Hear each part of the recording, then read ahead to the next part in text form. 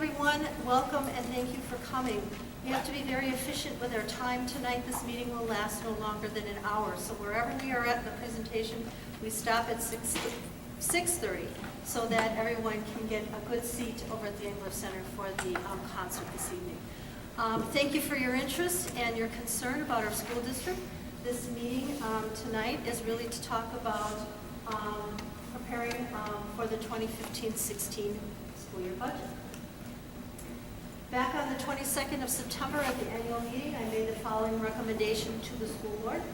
Absent of other revenue saving or generating ideas, the Chilton Board of Education approve and plan for an operational referendum to be placed on the spring ballot for the 2015-16 school year.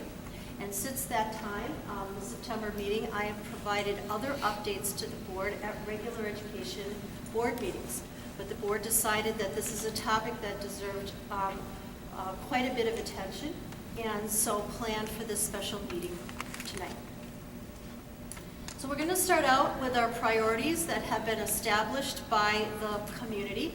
Back in 2007-08, when I first came here as a superintendent, we had a pretty widespread community group come together and develop the district vision and mission statements, and the board at that time put together its belief statements and its core values. So I don't want to spend undue time on these because they've been around a lot, and I think that they have stood the test of time.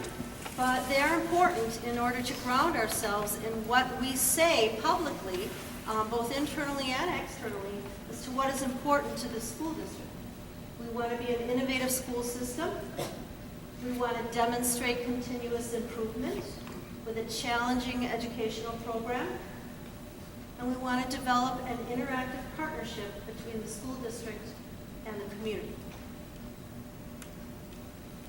The mission statement goes on to say that we believe that preparing students to achieve their potential is our highest priority. And we want our students to be lifelong learners and responsible contributing members to the global society. These are the core values that the board established back at that time. Important to note all of these certainly. Community service is important, ties back to the mission statement and vision statement about having that interactive partnership with our community. School facilities that support safe learning environments. We want to have financial stability. That's the reason why we're here tonight, having this important conversation. We believe teaching and learning are the core business of our schools. We want to be a high-performing school district, and we want a highly trained staff. These are the belief statements, again, that the board put forward at that time. We believe that all students can learn at very high levels. We believe students are entitled to a rigorous curriculum. Teacher effectiveness and expertise has a very big impact on student learning. Our resources must directly reflect student learning. And the success of every student is critical to the future of our schools, our community, our nation, and the global marketplace where students will find their work. This is the district goal that has changed a bit over the course of my time here, but that certainly is appropriate. We wanted to put a goal that was a reach goal for us as a school district, but one that was transparent to the community and hopefully understood by the community. We, in short, want to be a school district that exceeds expectations on the state report card. And this is where we are with our 2013-14 results. 2 out of our 3 are exceeding at this time, and the third one is striving to meet that goal. And over on the side, you can see what the benchmark is for that score. So the middle school is squarely in the middle of that, and certainly within reach of exceeding. So those are the priorities that we want to ground ourselves in as we get ready to kind of unfold this budgetary story. So I'll hand this over to Mrs. Lau for the next few slides. This slide is just a presentation of our funds, all of our funds, and how they have acted over the past number of years. Obviously, 2-3 was a building year, so our construction and our debt was higher. The little blips that you see are debt payments. In 2005, we refinanced, and then in 2010-11, we prepaid a debt. So those are those little blips.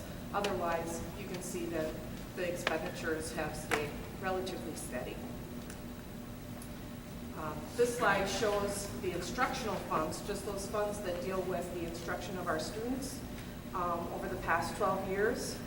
Our expenditures are currently at the same level as they were in the 2008-9 year. The bottom graph shows the percentage of change from the previous year on these expenditures. So clearly we have made some great strides and efforts in reducing our expenditures and keeping those increases at a minimum. One of the questions that gets asked of me are what are the assumptions that I utilize in our forecast model? These numbers are really hard to see, and I realize that. Some of the key assumptions that I use for this forecast is that we have a 0 per pupil increase. This year we had $75. The previous year we had $50 from the state. At this point in time, legislators are telling us not to anticipate any per pupil increase and to plan with a 0. And so thus that's what I have utilized. We have added a energy exemption amount in there for paying expenditures that apply to energy exemption projects that we will be doing. Right now it's an assumption. We just met recently with our performance vendor and have some additional information which is going to be beneficial for us and has actually come in better than we had anticipated. They are projecting that it will have no impact to our levy based on how they can structure the debt payments in conjunction with our current debt that will be falling off in the 2022. Correct? The other assumptions that have been utilized is a 3% salary increase and a 6% health insurance increase. Base that information off of past history. Again, it's an assumption, it's a guess. And the 41 fund, which is our capital projects fund, we are utilizing our current 5-year project management plan. We know that that's going to change based on the energy exemption projects that we're that we plan on doing, but at this point in time, until that project gets finalized, I can't adjust that 5-year plan. So I'd like to go over this. So this slide is our current forecast for 15-16 on. Again, it's based on the previous assumptions. The forecast shows that we have a projected deficit of about $500,000 for the 15-16 year. We also anticipate that we will need to hire at least 1, if not 2, elementary teachers for next year. So that would be about another $120,000 that we would have to add to all of those years. So next year is projected to be at about $620,000 deficit. The next slides, did you want me to go through these? I pulled these from the survey that we did of the community, staff, and from 2011. This just tells you how things were ranked. 4 is to increase, 3 is to keep, 2 reduce, and 1 is eliminate. So we took the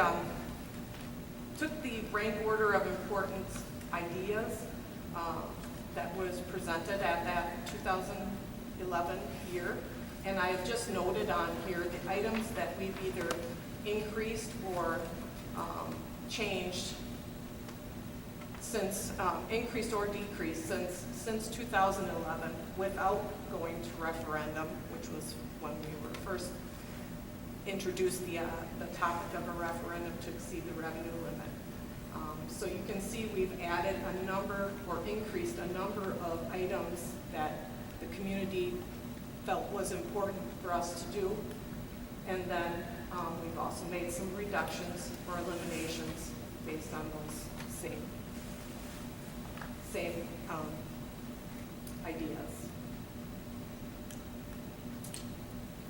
In 2011, we did not believe that we had enough support for a $600,000 non-recurring referendum. Based on the information that we had received, it was obvious that to get 50% approval, we would sit around the $60 tax increase. So one of the ideas that we have, the question was asked, what would a referendum look like based on the projections that I had, without some of the changes that we know. A $600,000 referendum would cost about $70 a year.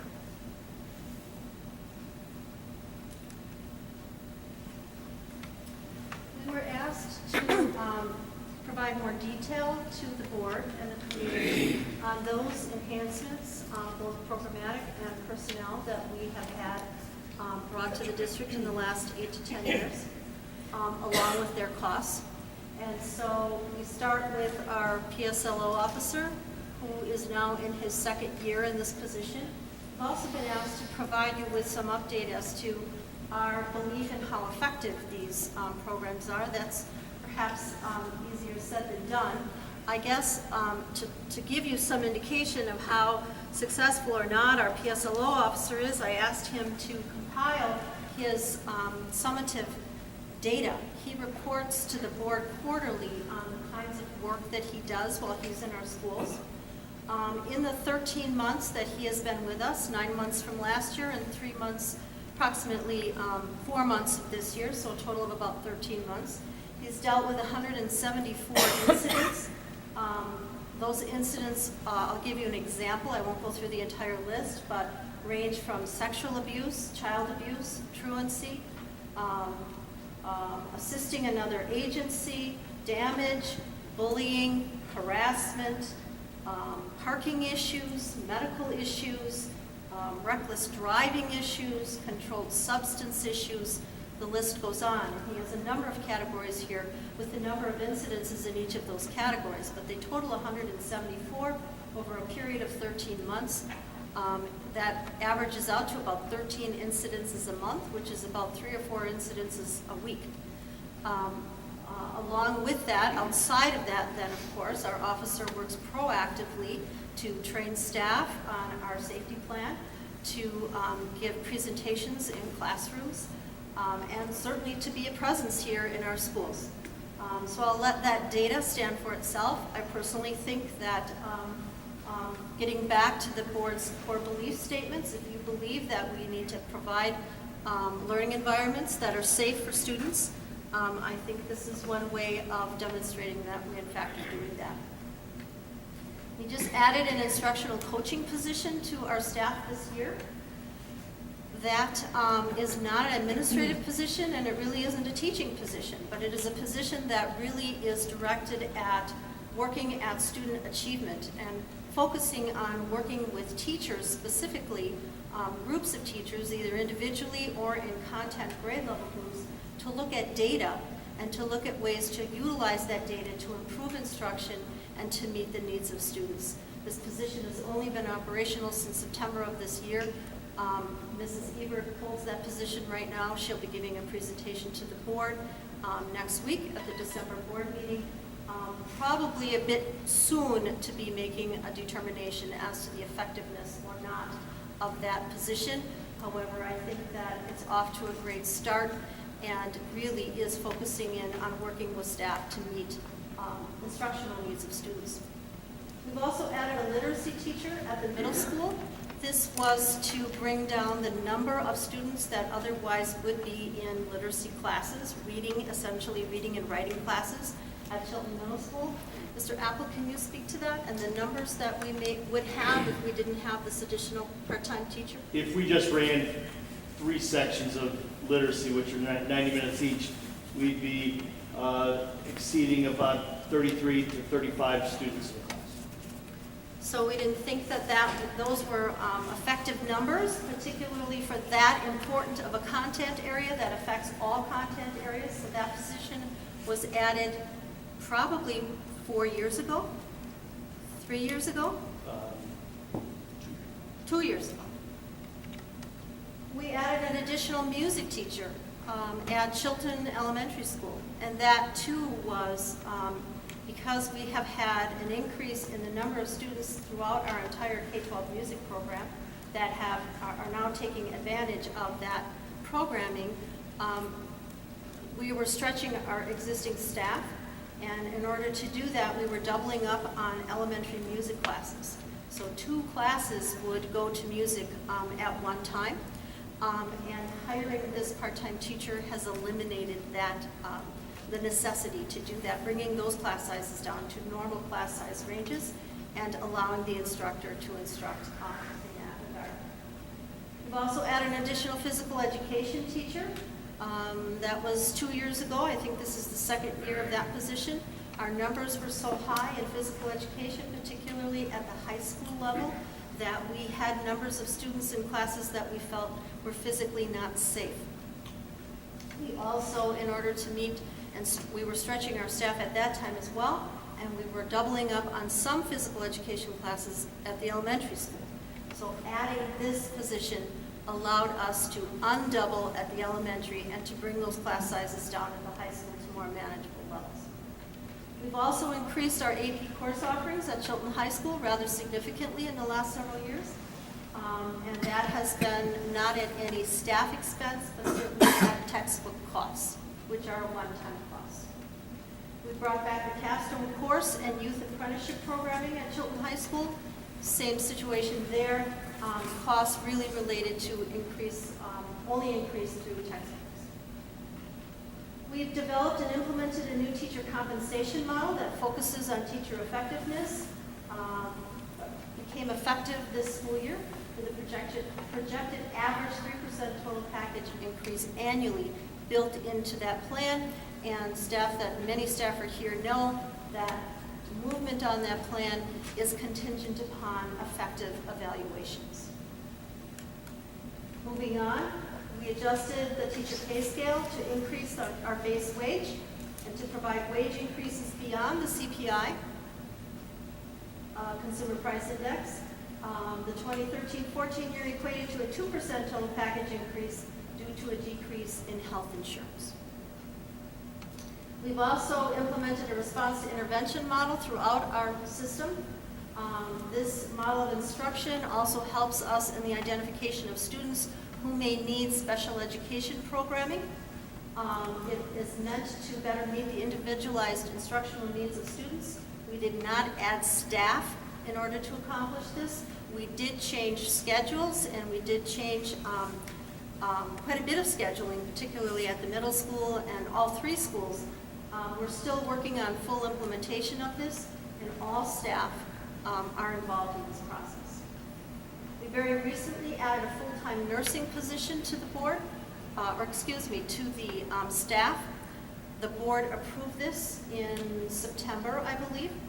We had a nurse health aide position in the district, but due to the increasing health needs of some of our students, some of which are very medically fragile, the board was advised by our local attorney, their attorney, that a certified nurse that is a school nurse with an RN would be advisable. We've also added additional safety and security features to all of our school buildings. You've seen the locked entrances, you've seen the opaque filming, you've seen probably the increase in cameras throughout our facilities, both exterior and interior. That work has been done at a cost of $33,000. We brought back the golf program. This is a program that was cut in an earlier budget year, and through working with the co-curricular program, the board had the opportunity to bring that program back and offer it once again to students. Very recently, the board added a full-time director of the English Center for the Performing Arts for a total cost of $61,000.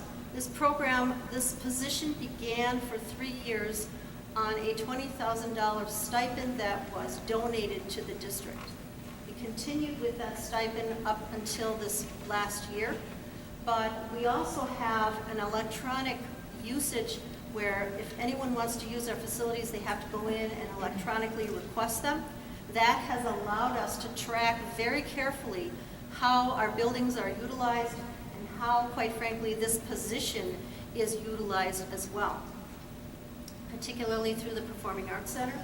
We know that 33% or thereabouts of the facility is used by the community, and so that cost is charged out to the community for those members that use that facility, and the majority of the English Center usage is made up by the school district. Based on the number of hours that we have documented in this system, that is a full-time position that we need to recognize and to compensate. And so that was very recently done by the board. Any questions? Back in September, I told the board that in preparation for the 2015-16 school year, the administration, knowing that the amount was rather large, started on working on budget reductions over the summer. This is a process that, unfortunately, we have become all too adept at over the last 5 or 6 years, not the last 2 most recent years because the board utilized fund balance, but previous to that. And so we did develop a list of programmatic and staffing cuts. And those cuts were in each of these areas. And I'm not going to go into the detail of those ideas right now. At this time, they're not recommendations. They're broad and general ideas that could be put into use if needed. But part of the reason why I came out with my recommendation to the board so early in the year is that this process started to get very, very, very difficult in light of the quality education that we believe that we provide here in the Chilton Public Schools, and in light of the report that I gave to the board 2 years ago in terms of what we believe constitutes a quality education in this community. It became contrary to the priorities that I listed for you earlier, and it became contrary to a lot of those ideas in that quality education initiative. And I want to give you an example of what I'm talking about. Let's take summer programming, because that's probably the most innocuous and easiest one to take a look at this evening. It makes a lot of sense, and we've done this before as a school district, that if we're having budgetary concerns, we want to conserve our core. We want to keep our resources focused on those 9 months of the school year when we do our most work. And quite frankly, we do our best work during that time. So perhaps we should consider lopping off the expenses from the summer programming to conserve the core. If you recall, about 2 or 3 summers ago, we stopped summer programming. Summer programming now, as we discussed it as an administrative team, would mean there'd be no summer school, there'd be no summer band, there'd be no summer FFA leadership, because we would cut that programming or cut that stipend.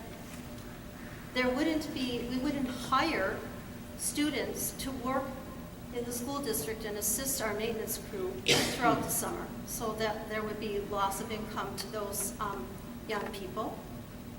And here's the biggest kicker of them all. Very recently, the board added sport to summer.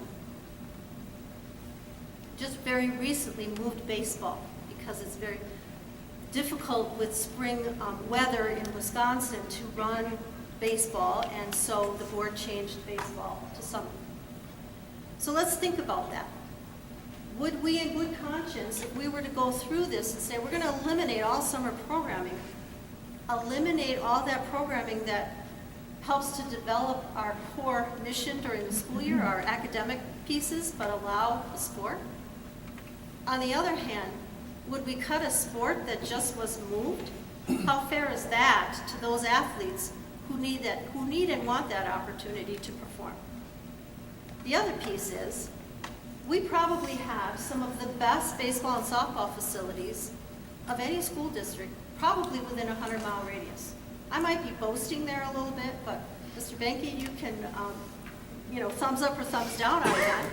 We get the sectional final every year Because we have phenomenal facilities. Would we really not hold baseball in the Chilton Public Schools? I don't think so.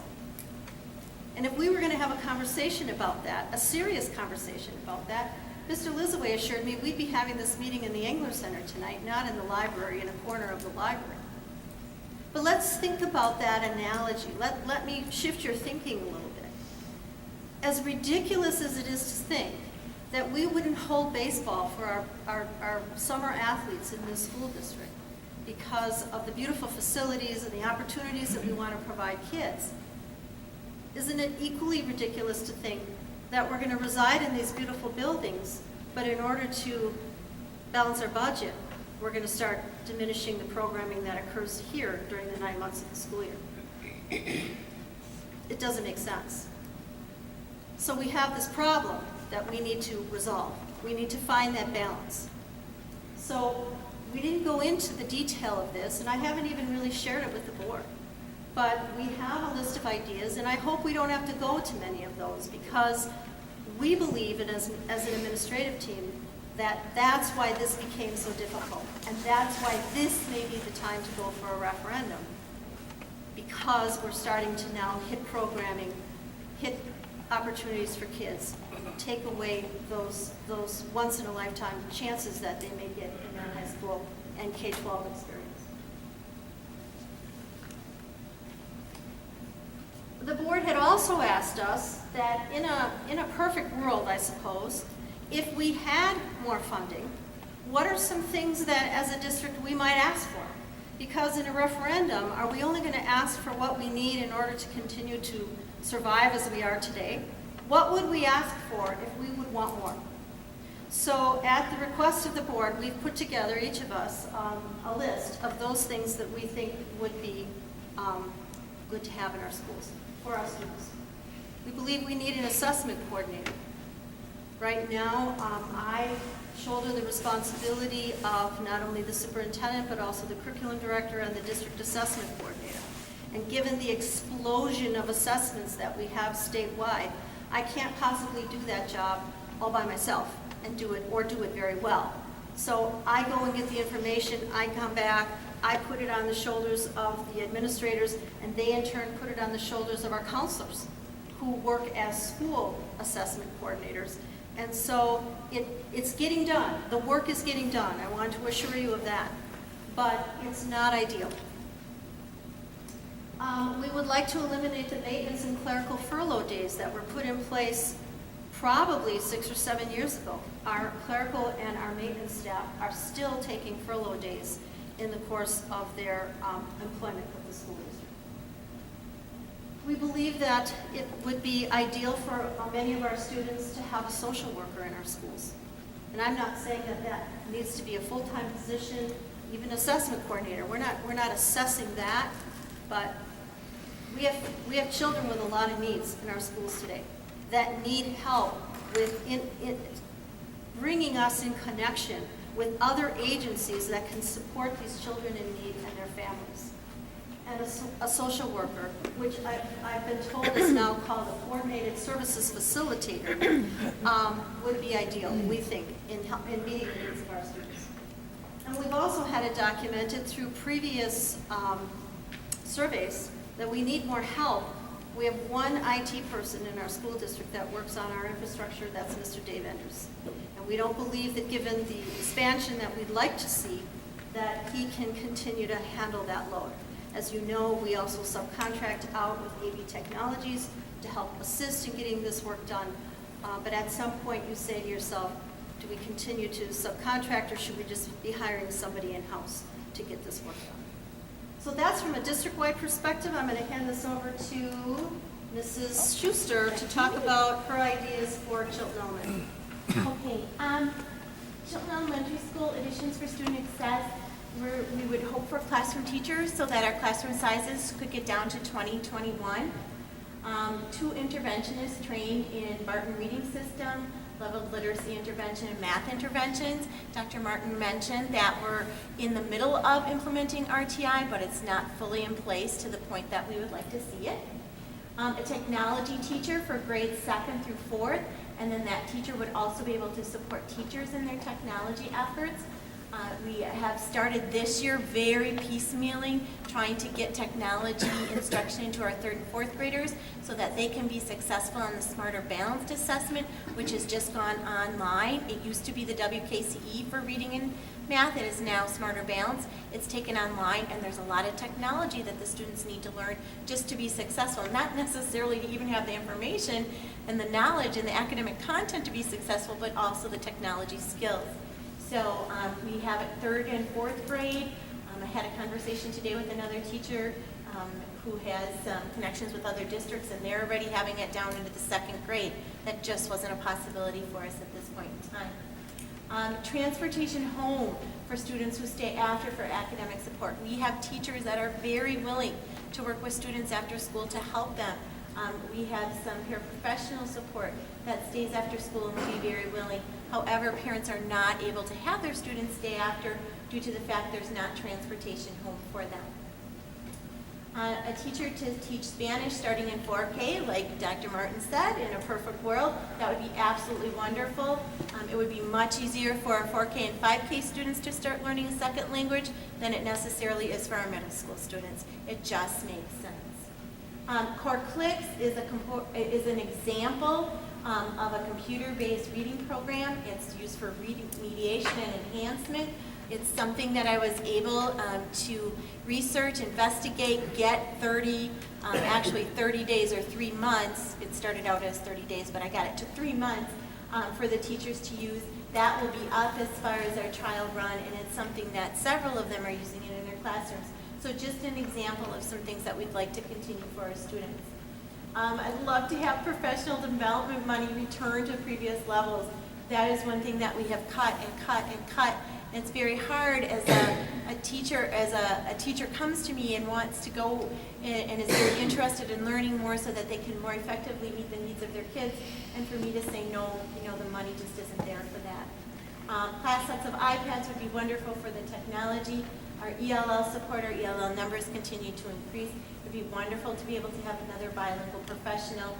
Money and time put into mindfulness, into practice at Chilton Elementary. That's a concept that is growing in leaps and bounds, and it really deals with helping children to become more focused and have more stamina. We know that children have changed over the course of the years, and sometimes just their stick-to-itiveness. So that is a program that is really being researched and is being very recommended even by pediatricians. And a literacy-focused summer school remediation program that also would have transportation for students. We did have a remedial program last year, and when I called parents whose teachers suggested that they sign up for the remedial programming, but they didn't, and I called just to inquire as to why, almost 100% of the time, I'd say 99% of the time, it was they didn't have the transportation. Because when our summer school went away and came back, the transportation did not come back. Thank you. Good evening. The increases that we would be looking for at the middle school would be additional to what we already have in place for our reading teacher. She's about a little over half-time person right now. She's the one who's taking the load of one section of 7th grade reading literacy and one section of literacy for 8th grade. That additional time could be used.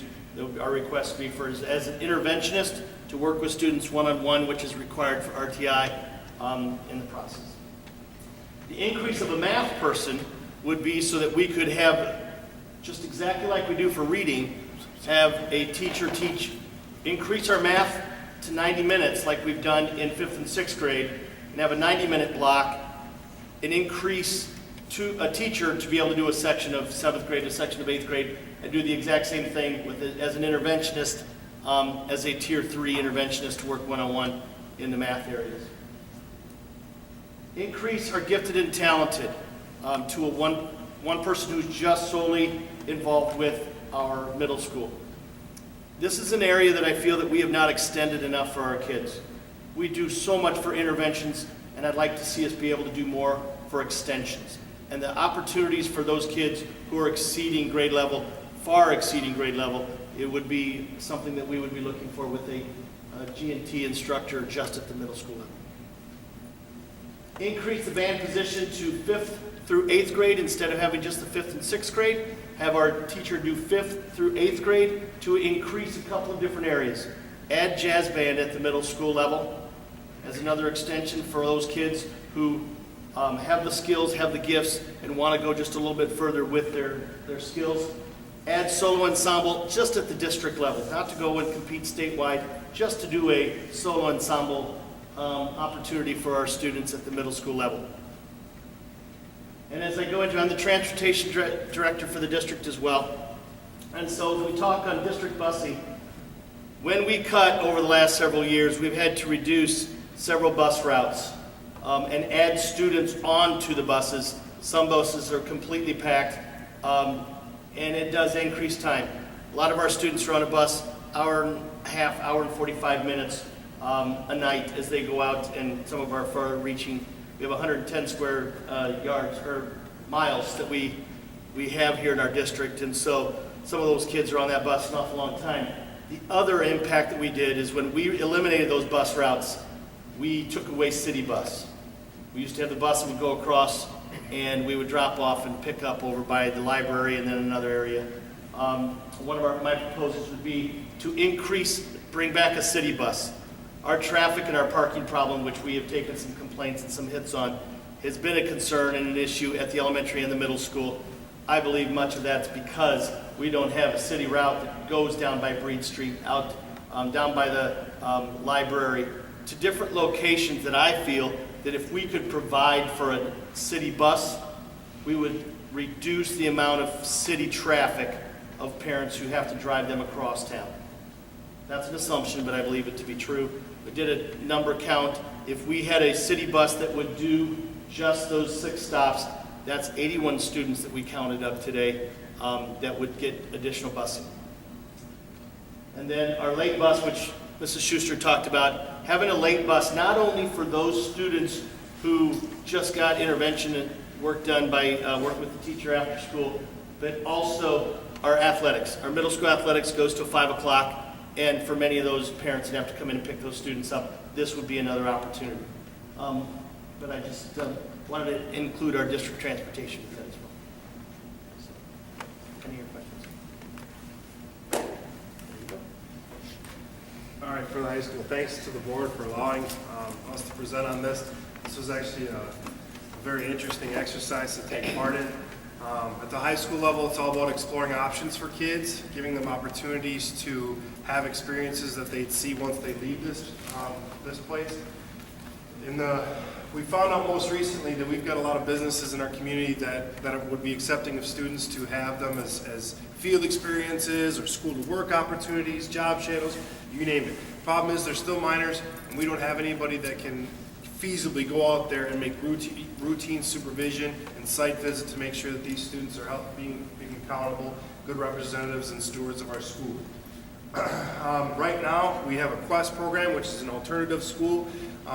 Right now, we are outsourcing a good portion of some of the services that we could probably be bringing in here into Chilton Public Schools to offer an alternatives education school, which in the magnet format would bring students here, could possibly bring us some revenue, but is also a very high need in this area.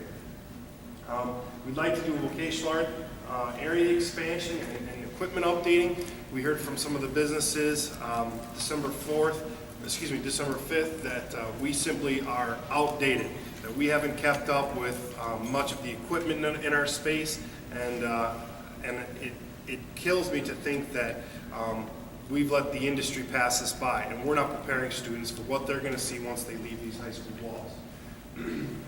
Instructional technology, a resource teacher to sit down, work with students, work with teachers to prepare students for technology, for productivity, getting technological devices in the hands of students through a one-to-one initiative Everybody uses smart devices once they leave the high school setting. And it would be important to have kids have access to those opportunities and know how to use them for productivity before leaving here. An associate principal, to meet the needs of teachers, to meet the needs of students. Next year, when we go to the Eastern Wisconsin Conference, we'll be the only school that doesn't have an associate principal or dean of students in their high school. A high school interventionist with a gifted and talented coordinator. We simply are not serving the needs of those students through remediation in the current structure. We could allocate somebody full-time to the interventionist portion of it, but we'd also like to, as Mr. Apple said, extend the opportunity for those that need extensions in specific interest and gifted areas. 10% of our high school population is Latino, and so having a high school English language learner aide would help. Right now, this is a population of our school that is being underserved. We only get 30 minutes a day with an ELL aide. Career academies within Chilton High School, this sort of goes along with the school to work coordinator. Career academies could have students leaving our school with not only credits in their projected career pathway area, but it would give them real job experiences in practical settings as they would come up. Problem is that takes capital to start up, it takes capital to invest in curriculum, so that would be something. A driver's ed program right now is currently outsourced. You know, you see that little white Prius moving around, and I think, oh, those are kids that we could be serving here, and then possibly generating some revenue with it. The Achieve 3000, some of you may know a little bit about it. We've had tremendous success raising students Lexile level according to their career pathways using this program. Achieve 3000 delivers differentiated, so that means at reading level, nonfiction, Associated Press articles to students, and we're trying to get 40 articles to a student per year. And we've had tremendous success doing it. In the 9th and 10th grade levels, we've seen an average growth of over 50 points in Lexile from fall to spring. A STAR assessment. Some of you may be aware, some of you might not be, but there are literally, well, STAR is literally the only valid and reliable assessment for reading and math at the high school level. Most all assessment tools end at about the 8th grade level because there just hasn't been a need to assess those students in the high school level because most all assessments are local. Now with the RTI piece, we don't have a valid screener coming into the high school setting, so sometimes students are misplaced, and having the knowledge going into the school year to get them placed appropriately would do wonders for the students in terms of ensuring success. We'd like to expand the weight room for cardios and platforms, more free weights, explosive movements, but also because we're utilizing one of our bathrooms currently as a cardio room. And that's certainly not a positive thing when it comes to noise and disruptions and interruptions around the area. Being tested on the new ACT suite assessment, we'd like to see four teachers in the core instructional areas. Reading, writing, and math, and science are areas that we need to have students that have low numbers so that they can have good one-to-one instructional time with the teacher. We'd like to have a collaborative learning space at 1025. Members of the Buildings and Grounds crew, you've heard me present on this not too long ago. We'd like to have interactive projectors in the classrooms, obviously to update what we currently have. We'd like to offer multiple foreign languages. In the realm of foreign languages, simply having one, it's not realistic. You need to be bilingual. We'd like to have an 8 to 10 lane rubberized track. We're missing out on some opportunities with other schools attending our track because it's just not safe. And then we'd like to have a one-to-one district-sponsored technology initiative. Thanks for your time. Appreciate it. There's no shortage of ideas when you get a group of educators together in terms of what are some things that we can do to increase opportunities for kids. I want to bring you up to date now with some new information that was brought to my attention, Mrs. Lau's attention, and Mr. Cuff, our maintenance supervisor, last week Friday.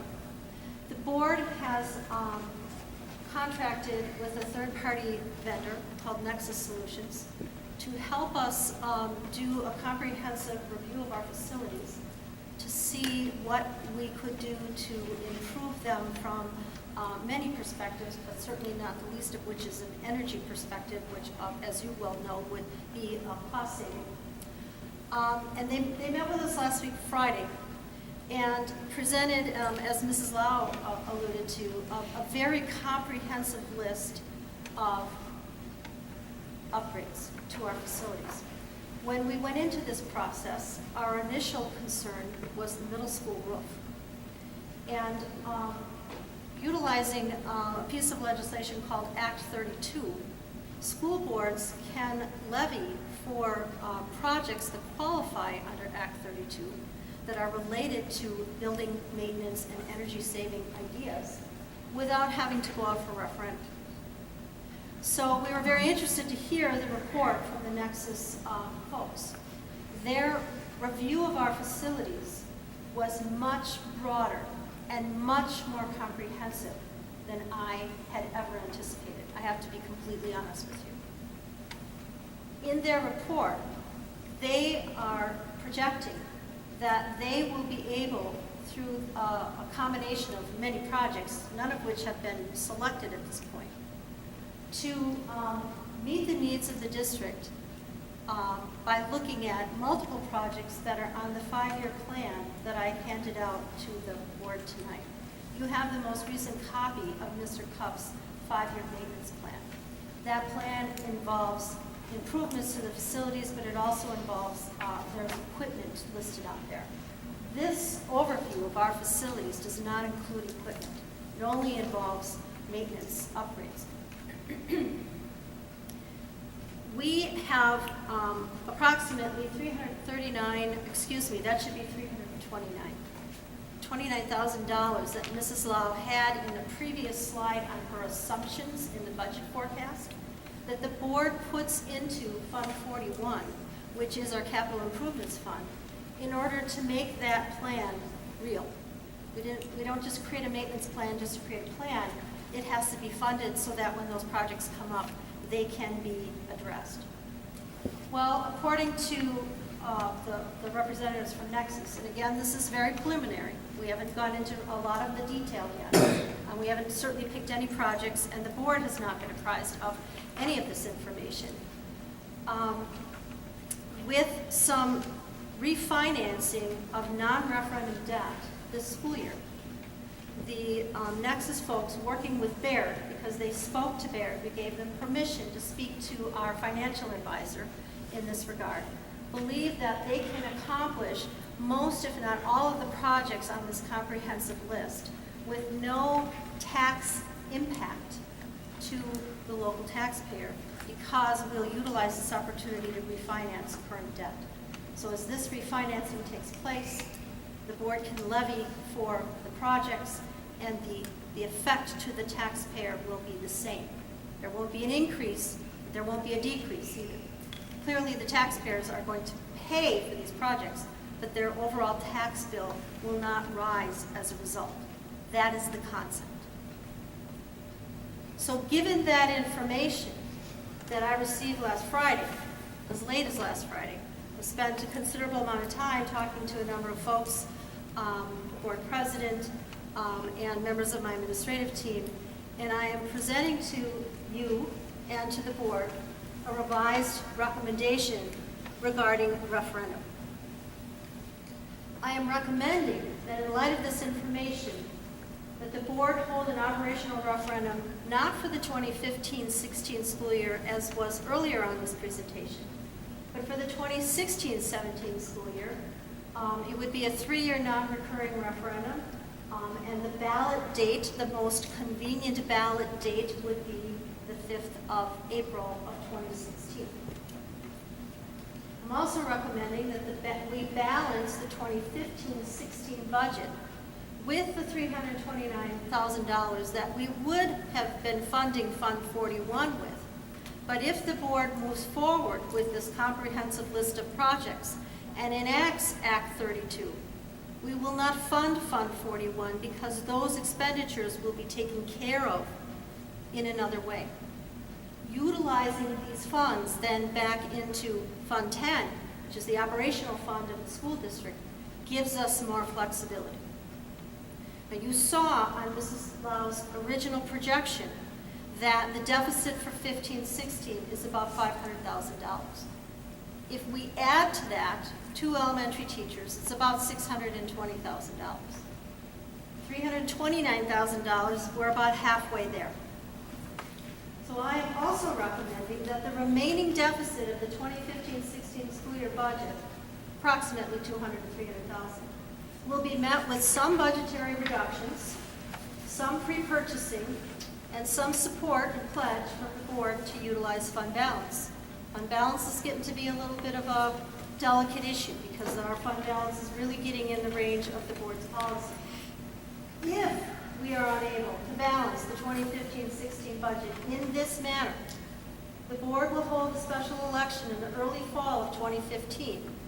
Special election being an election that the board puts forth, not one that we already have a ballot set forth on, for a 3-year non-recurring operational referendum. I am fairly confident that we will be able to balance this budget with that $329,000 and some shifting of some other funds. It won't be easy. It won't be without some pain, but I think it can be done.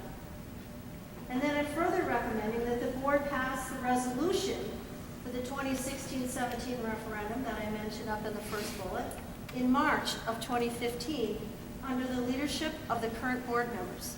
As you know, in April, we have an election and new board members come on. We have 1 seat open this year.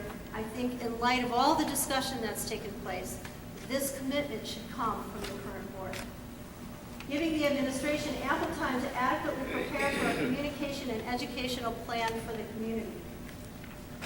However, I put a caveat in here, because just as new information was brought to me, and I'm revising my recommendation to the board, I don't want to hamstring the board either, because there's a long journey between now and 2016-17.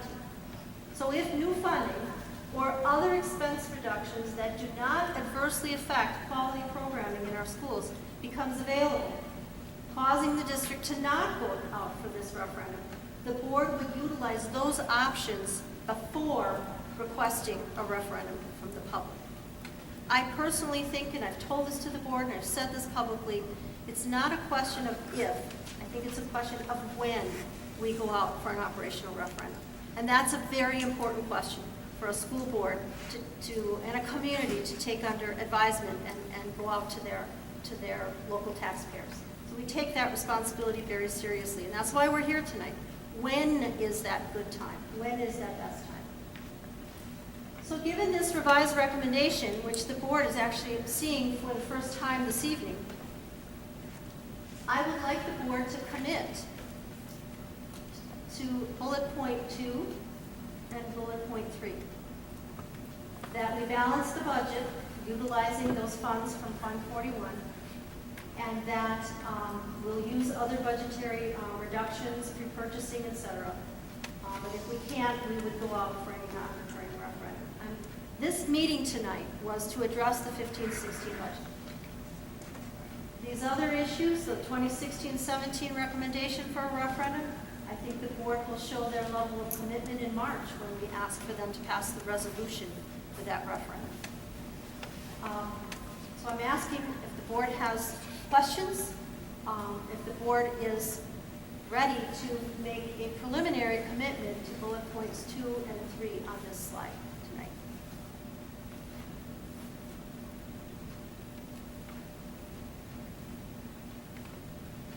Well, personally, I think it's a good proposal. And I think that there's different way around it, gives us more time.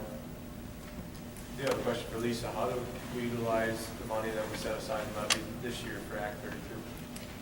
Well, your maintenance, your 5-year maintenance plan, even with the projects, even if we manage to do all of the projects that that Nexus has proposed, that doesn't make things go away. This building is getting on to 15 years old. It has a roof that is standard. It's a 15-year roof. So guess what? We're going to have to start replacing things on this building as well. So that 5-year plan is still going to be updated and maintained, and you can utilize that fund balance in the 41 fund for those projects that either don't meet the needs or that don't meet the requirements for the Act 32, as well as future. We just would reduce the amount that we put into it until such time as that project gets big again. So we funded it fully, correct, this year? We did, based on the current 5-year plan, yes. It's been funded fully through this year, per the plan. So there is money in that fund, which carries from year to year. There is a balance in there. You started that fund, I want to say, Mr. Colby, 4 or 5 years ago? 5 years for sure. Yeah. When we started talking about the English Center and ongoing concerns about keeping that up, and then, we created the fund. The board created that fund. I agree that points 2 and 3 make good sense. We're utilizing, Fund 32 to leverage it. The biggest animal in the room is our debt. It's $2 million plus of a $12 million budget approximately. So the sooner we get that away, the better. So that allows us some leeway there. It's smart to do. And then the balance there for next year is something that I'm assuming we'll come back to the finance committee and we'll work if we have been working, right? So that's just normal process. The other thing about doing these projects now, as Nexus has advised us, interest rates are still relatively low. To undertake a good majority of these projects now with relatively no tax impact just makes good sense for long-term and long-range planning. Also, if the board intends to go out for a referendum in 16-17, you can look at the community who may say, when we go out for that, the communication piece and the educational piece, people may say, yeah, but you know what, in 3 years you're going to be coming back to me for a new roof on this or a new boiler here. And if you address these issues now, utilizing Act 32, you're in a better position as a board when you do go out to referendum to say, not the case. We have a pretty comprehensive plan in place, and we've taken care of a lot of these issues. In our conversations with Nexus, I asked them, because they work with school districts all across the state, how many of those school districts, when they walk in to do this comprehensive plan in their facilities, see a 5-year maintenance plan in front of them? And they said very few. If they do see them, it's kind of a to-do list. It's not a thought-out, moving forward plan. And even less frequently, besides having a plan, it's generally not funded. So as a school district, pat on the back and kudos to you as a board. You have planned and prepared appropriately, better than average.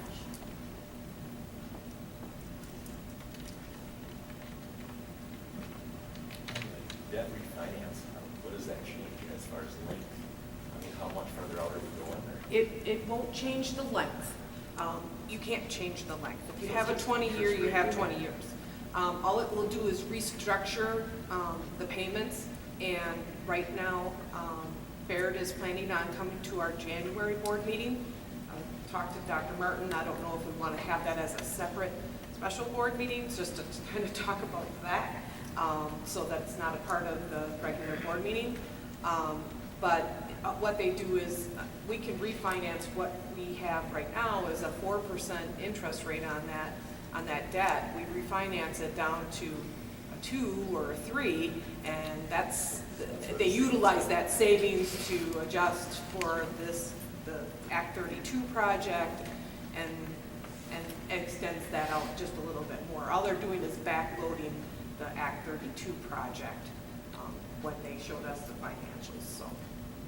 And the Act 32 projects, while our concern is a roof, have to be coupled with energy-saving projects that will pay for the cost of those projects, because 75% of your cost savings has to go back to paying the bills.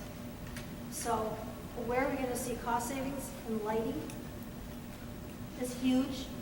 A pool cover was discussed. It was an enormous, tremendous amount of heat in that pool area. So ideas such as that.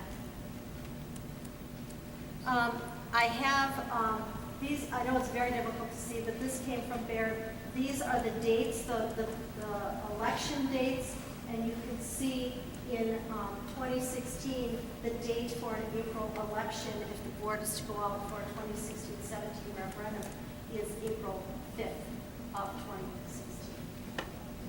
And my last slide is a quote that I came across actually in a training session that I was at for educator effectiveness. And I thought that it really summed up well what we know and believe to be true in this community. And as you look at that, I think a lot of those things speak to the mission, the vision, the core values, the belief statements that we spoke about earlier, developing interactive communities between school and local community, preparing students to be part of that community and lifelong learners, etc. Having good, strong schools just makes good economic sense for any community. And I believe that we have that. We want to maintain that, but we also want to make the decision as to when is the right time to go out with our hand out to our community. We need to be well prepared, and it needs to be the right time. I'm suggesting that the board not go for 2015-16. Let's take care of our Act 32 issues, find out where that takes us. Let's see if the per pupil increase stays at 0. We're entering into a new biennium budget with the state. We will manage. We're not certainly going to attack any of those additions that we wanted to talk about, but maybe some of those things, now that they're documented, when the board does go out for a referendum, hopefully in 2016, perhaps in 2017-18, I don't know. We have to keep that window open, but I'm looking for us to commit to a more determined path, that maybe at that time we add some of those ideas to the community and say, we not only want to maintain what we have, we want to be better. We want to provide your students and this community with more, because quite frankly, our children need to be competitive. Whether they come from Chilton or Appleton or Madison or Green Bay or wherever they come from, they need to be competitive. And I think that our students are, and I'd like to maintain that. In fact, I'd like to make it better. So with that, questions?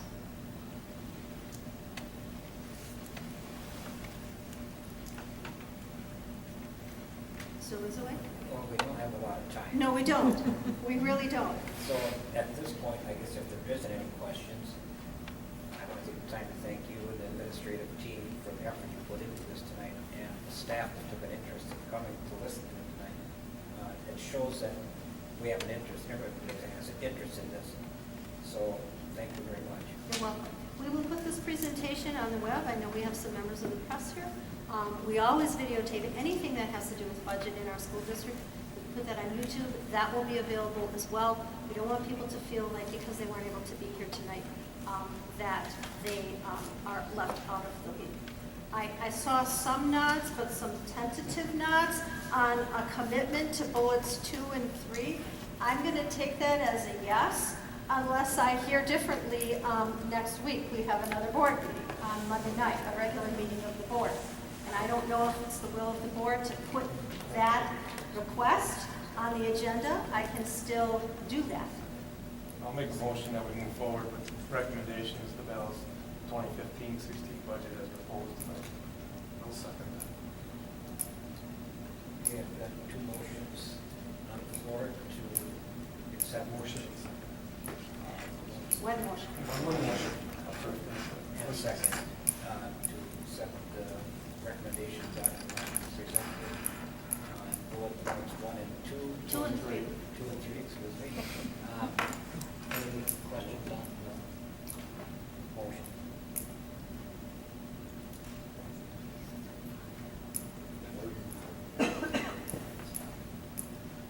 So we're here to go for the 15-16 plan.